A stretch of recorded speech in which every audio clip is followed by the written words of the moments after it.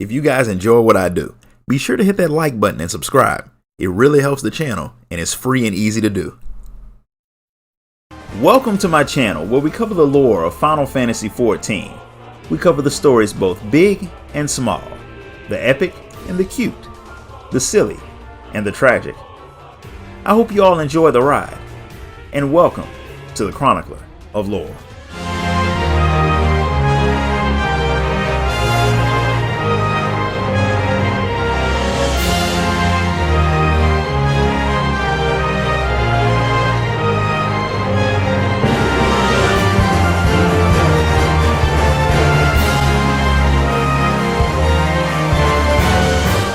Out in Yulmore, an Ondo shows up looking for one of the Scions, since he thinks you were the messengers of the Ancients.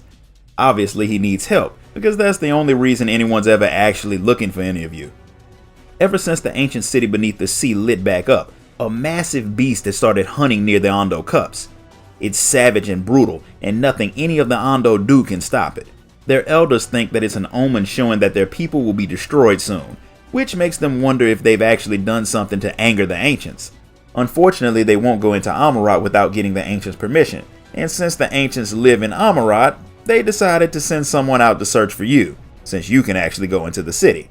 They want you to go and find out what they've done to make the Ancients mad at them. It's not an overly difficult task, so you head back to Emet-Selch's recreated city to ask about the creature. After you describe it to one of the Ancients, he thinks it sounds like something created by the researchers at the Akadaemia Anyder, so he sends you to talk to one of the scholars by the Anyder about this mysterious beast of yours. Under normal circumstances, the halls of the Akadaemia Anyder don't allow anyone other than accredited scholars inside, but since Emet-Selch gave you free run of the place, you can go there. The scholar you talk to knows about the creature you're talking about, but is safely locked away inside of the Anyder, but you can go there to check if you want. The scholar does warn you to be careful because the place can be dangerous, and he of course wants you to tell him what you thought of the place once you come back. Who would have guessed that the guy was very wrong about things being contained? As soon as you set foot on the Anyder grounds, you see Ancients running for their lives talking about how the beast broke free and freed other experiments on his way out. You run past them and enter the words of Matron. This section of the Anyder was built to honor the first Matron, who did a lot of work with the different types of sea creatures. The people who chose to study there believe that the oceans need to be filled with different creatures if the planet's going to prosper. Those same creatures are now trying to eat you. The students there really took Matron's mission to heart because they've made everything from flying whales to sharks that walk and punch you with fists the size of teenage Vieira. After you survive the Sharknado, you make it to the words of Hamaru, who was famous for working with plants. He is the one who led to the birth of the world's first man-eating plants, which is something that no one in their right mind would think is an accomplishment. To make it all way worse, his students expanded on his research, so they're all to blame for the bad breath spewing Malboros that are horrible enemies in absolutely every Final Fantasy game. There are no Malboros in the Anyder, but the plants that try to crush you to death are still extremely bad. When you make your way past the psychotic plants, you arrive at the words of La Habrea. Amidst the monsters, you find some scattered research papers that let you know what was actually happening there. They have finally confirmed that the tales of the instances of out-of-control creation magic that started in the land across the oceans are actually true. Some high-ranking ancients had been sent out to capture one of the creatures, and they brought back one with a very big mouth that they called Archaeotania.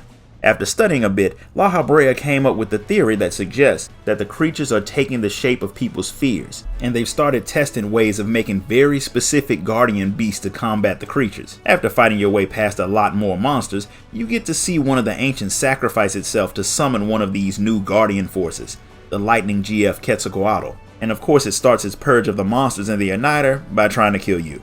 The Final Fantasy VIII shoutouts all throughout Shadowbringers were probably some of my favorite Easter eggs, because it was one of the first Final Fantasy games I ever played, so it has a special place in my memories. We get the world map music in the Empty, boss music in some of the Eden fights, the Gunbreaker, which is obviously based off of Squall and Cypher, Guardian Forces. There were a lot, and I loved it. After you take down Quetzalcoatl, you head back to tell the scholar what you saw in the Anyder.